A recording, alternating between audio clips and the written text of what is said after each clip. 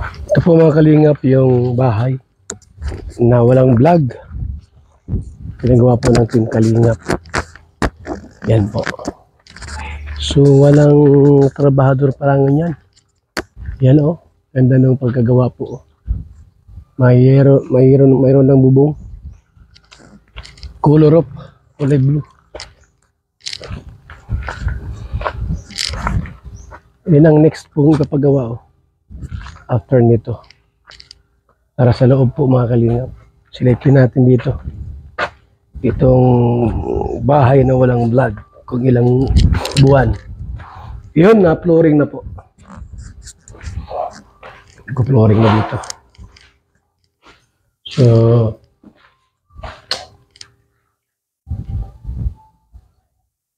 kwarto to eh. Ito kwarto rin po ito. Sa taas po, ganun din. Mayroong second floor. Ito aakyat. Lagyan ng hagdan dito. Aakyat sa taas. So, wala ditong gumagawa ngunyan. Dahil kagabi po kasi grabe ang lakas ng buhos ng ulan dahil may bagyo kagabi. Tayo.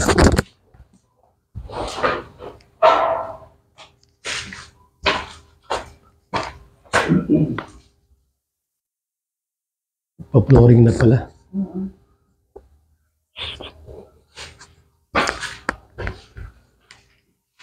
Yan. Ayos na. Ngayon yung ano. Ayan talaga ang bigtaan eh. Ano lang siya, pang... Kanya. Presko rito po kasi ano pa. Hindi pa ganong maraming bahay. Kaya maganda pa yung hangin. Malamig pa po dito yung hangin po kasi puro puno baga.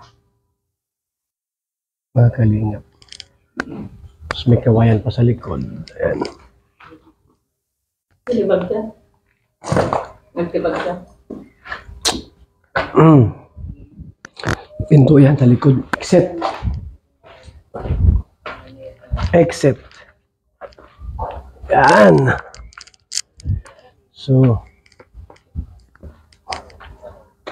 ito po mga kalingap, talaga namang napakaganda ng bahay na ito. Napakapalad po at napakaswerte yung titiran yan. No? Isa po sa ating beneficiary, pati po ito mga kalingap po.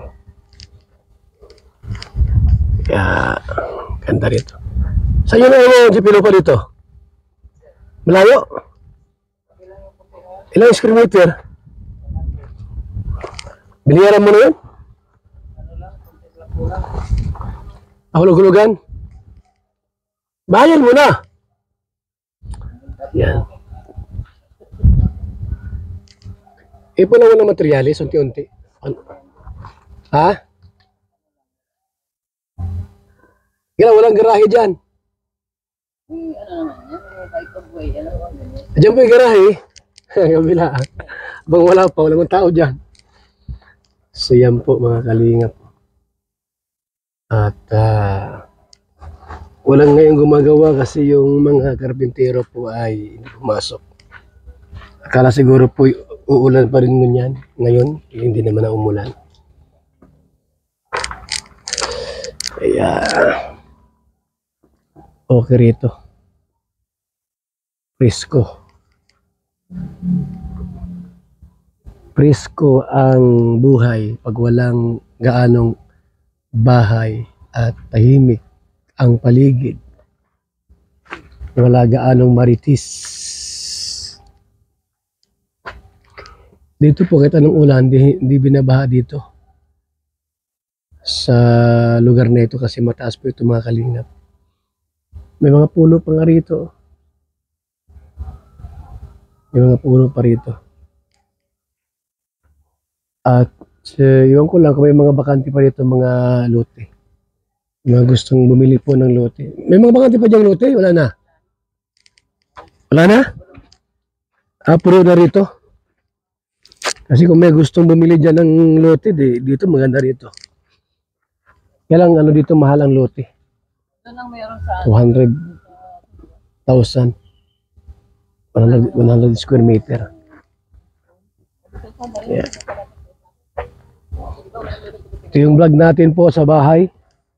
Nabirang i-vlog. Yan, yung bahay na yan malapit na matapos.